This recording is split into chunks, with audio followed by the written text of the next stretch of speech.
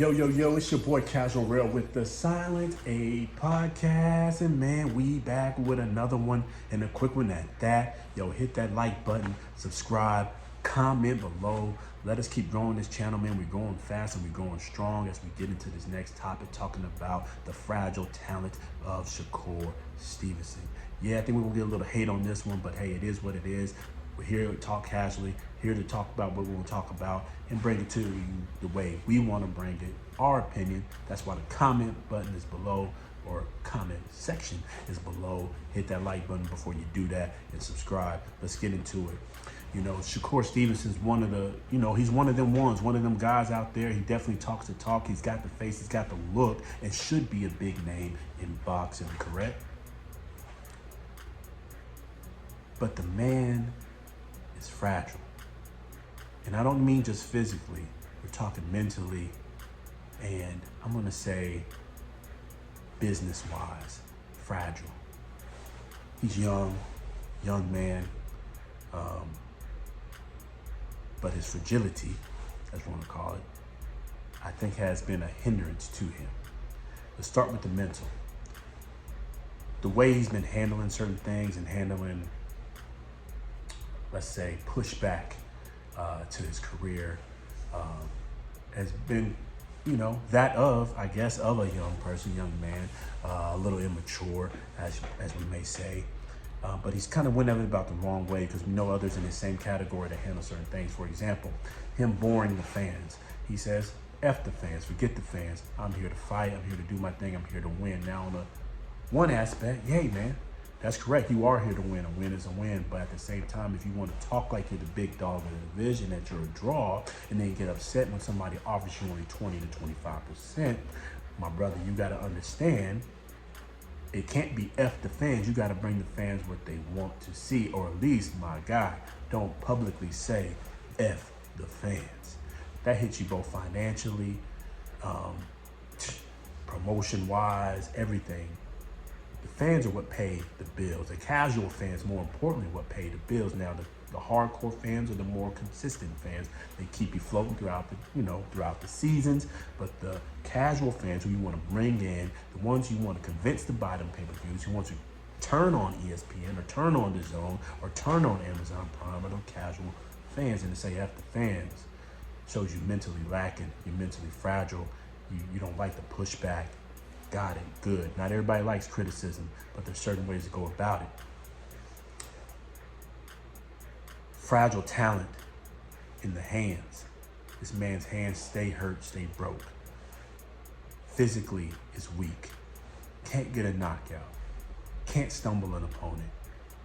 And we're starting to find out, I think he has a little bit of that late Floyd Mayweather hand syndrome, as we're gonna call it, where, everybody knows Floyd's hands are very weak. Especially when he got later years in the welterweight division. I think Shakur's got it early.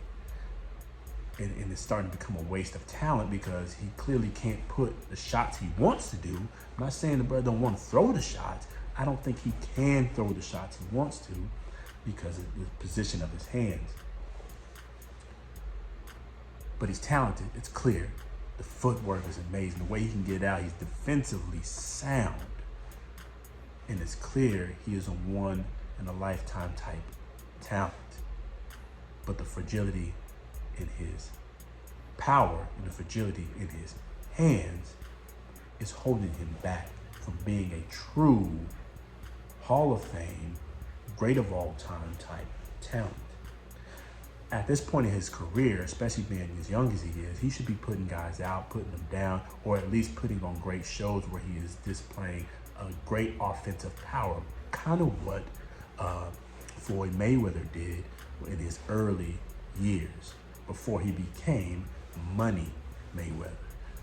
Floyd used to, especially at the same weight classes, 130, 140, put his punches together. He fought, he brought the fight to people, at the same time showing his defensive, capabilities, his defensive techniques, which put him in a different class amongst his peers. But at the same time, he was not afraid to fight. He was not afraid to get messy. He would throw the punches that he could, and he would risk it all in that ring because he was a dog. And that's what makes Floyd one of the greatest of all times. not just because he's a great businessman, which he became later in his career. He was a fighter who had a warrior's spirit and was ready to die in that ring and dog it out the way he could and get the win by all means necessary. Hard work and dedication.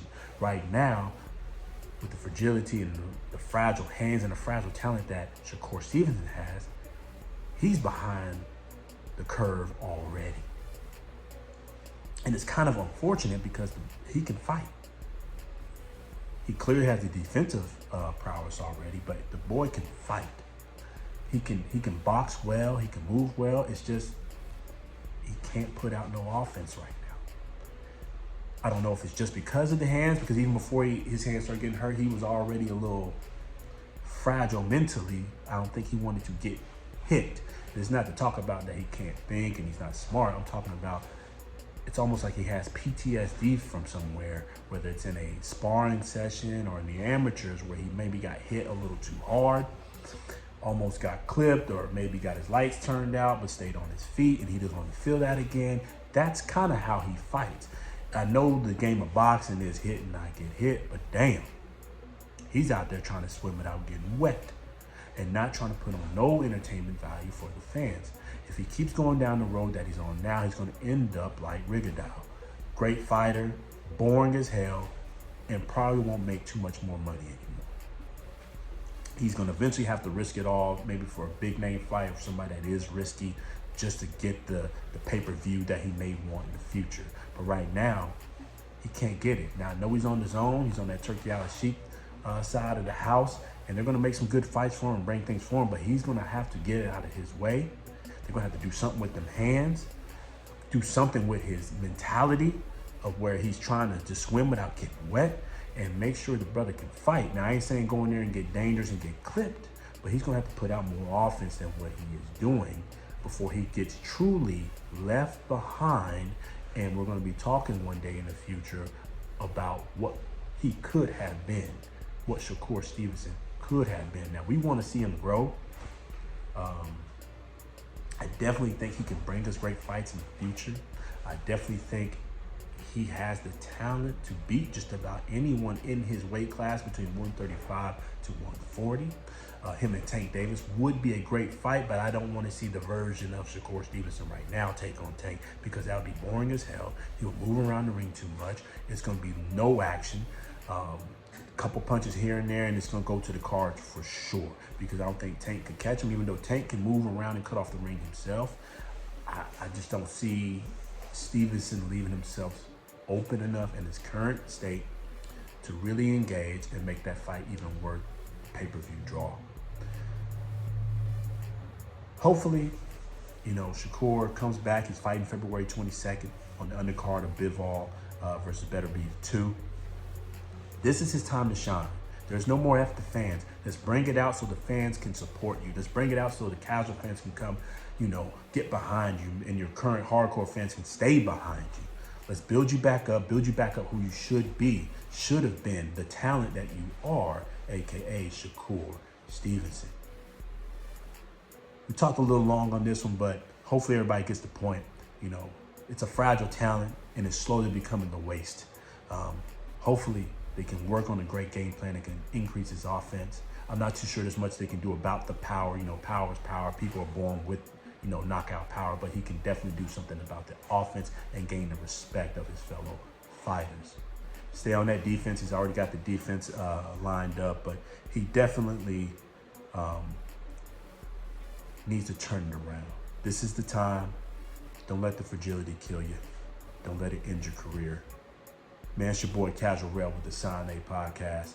Till the next time, peace.